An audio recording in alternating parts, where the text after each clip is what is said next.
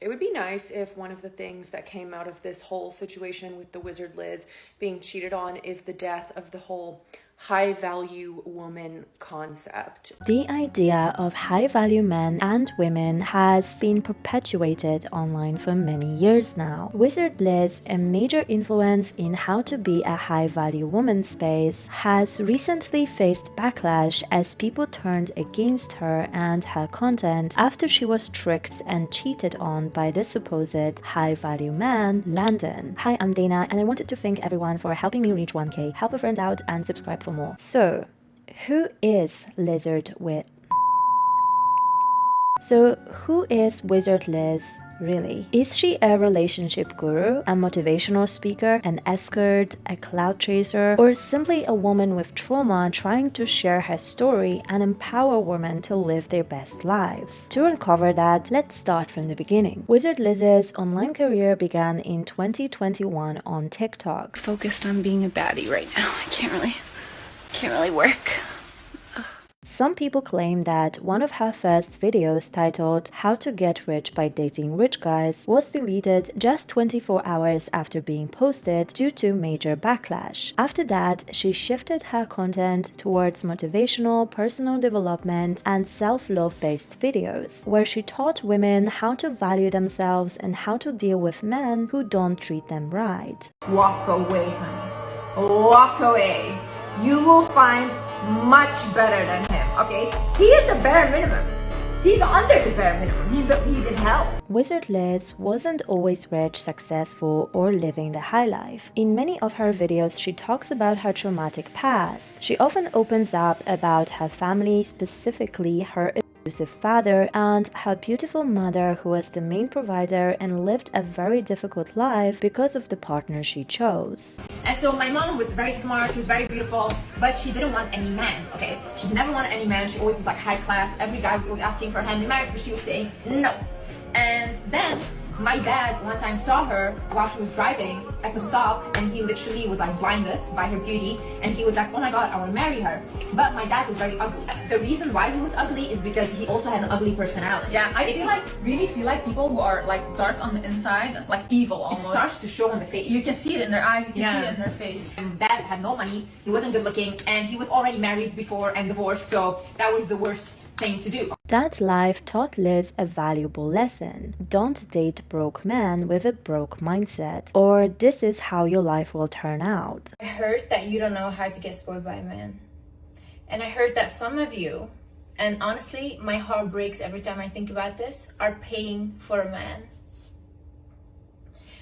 I know that you guys need my help. That's why I'm here. Wizard Liz has often stated that she was never rich and comes from a rather poor family. She even admitted to cleaning toilets for a living at one point in her life. To me, because these are like all rich people, okay? And I was cleaning toilets, and when I do a job, I do it very well. That's why I'm also saying, if you have a job, do your job like the best you can, okay? When hearing her and her sister's story, many people were surprised at how Wizard Liz and her sister Sabina were able to live such a luxurious life despite coming from a poor family. This led many to question her past. How was Wizard Liz, who came from such humble beginnings, able to afford that lifestyle even before becoming an influencer and earning from social media? That's when many began accusing her of being a sugar baby, flown in and out of Dubai by her wealthy boyfriend, who supported her lifestyle, paid for her high-end apartment, and showered her with gifts and luxury vacations, which she would then use to create content promoting women's empowerment and wealth through manifestation and self-care. And Wizard Liz confirms much of it in her own videos, though she doesn't refer to herself as a sugar baby, but rather a high-value woman who only dates men that can provide for her and spoil her. She began living by that principle really early on, choosing to date exclusively wealthy men who did in fact shower her with gifts. Liz has stated that when she had no money, her partners would give her cash, which she used on expensive therapy sessions or dresses. And if someone didn't give her what she felt she needed or deserved, she simply wouldn't stay with them. I have literally everything I want, and if a man cannot give me more than I already have, or he can add to what I have, why is he there?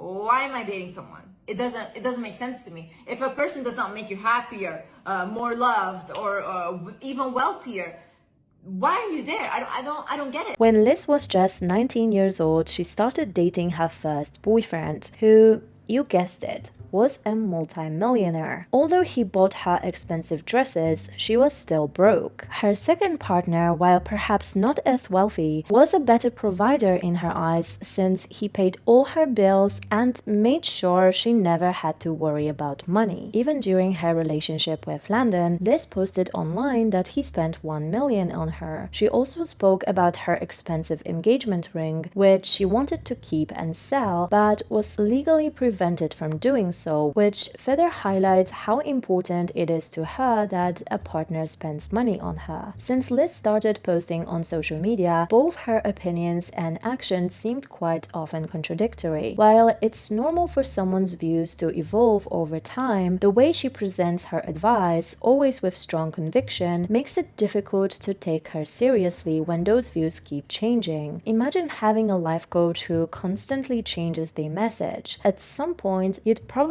stop trusting their guidance and start looking for someone more consistent. There are many examples that demonstrate this inconsistency. For instance, in some of her posts, Liz clearly emphasizes that marriage is important to her, yet in other moments, she says that she never really wanted to get married. I never wanted a wedding in my life. I never wanted any of these things, so...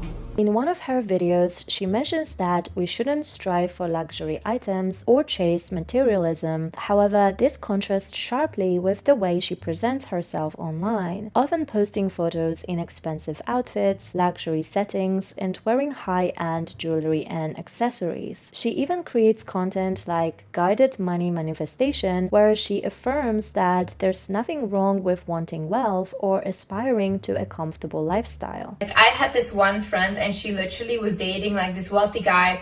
They were together for 1 year, and when she met me, I told her, I'm like, oh, well, so do you have a card that he gives you with an allowance on it? And she's like, no.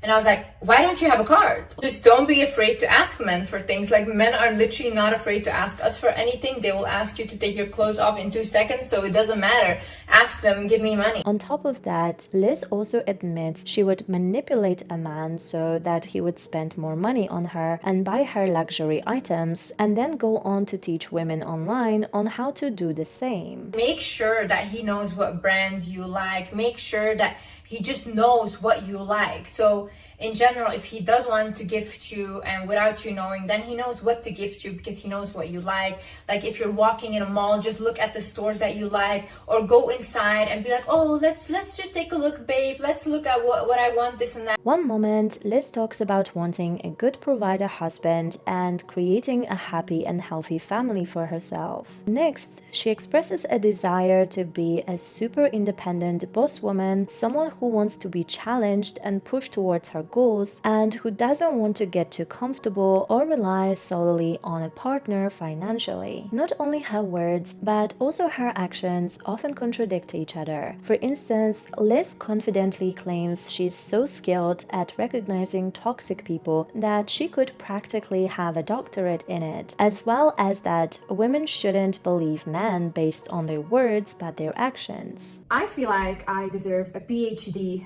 a doctorate in analysis of toxic people. The amount of toxic people I've had to deal with in my life that emotionally and physically is actually astonishing. However, her behavior tells a different story, as she got engaged to an incredibly toxic man just 1 month after meeting him, seemingly swayed by his wealth, lavish gifts, and intense declarations of love right from the start. Recently, Wizard Liz has faced significant backlash, with many accusing her of being cancelled for not being a true girl's girl. The backlash was triggered when Liz and Sabina publicly called out Landon's ex-girlfriend Abby, labeling her as a sugar baby, a liar, and a clout chaser. The criticism quickly turned on Liz herself, as many pointed out the glaring hypocrisy in her statements. Throughout her own content, Liz openly admits to dating only wealthy men who spoil her with gifts, fund her lifestyle, and pay her bills. The very behavior she seems to condemn Abby for. To make matters more complicated, there's substantial evidence suggesting that Abby operates by a similar playbook. It's clear that Abby has the same tendency of only dating wealthy men. So when Liz puts herself above Abby by criticizing her for being a sugar baby, that comes off as deeply hypocritical, especially when both women seem to embrace a similar mindset around transactional relationship and financial leverage in dating. You guys are putting men on a pedestal. They should never be on a pedestal. You should be on a pedestal. You should be the prize. You should be treated well. Just because a man gives you money doesn't mean your inherent worth as a person has suddenly increased. This perspective reduces relationship to a kind of transaction. I give you my beauty, my time, my presence. You give me money, gifts, and stability. That might sound empowering on the surface, but it's a slippery slope. Because here's the issue. With this kind of thinking, it becomes really easy to confuse financial generosity with emotional depth or genuine love. And this is exactly the trap Wizard Liz herself fell into. Now, immediately when I met him, when he said oh, I like these shoes, I was like, yeah, me too. Can we go buy them? And he would literally take me to go shopping, to go buy stuff.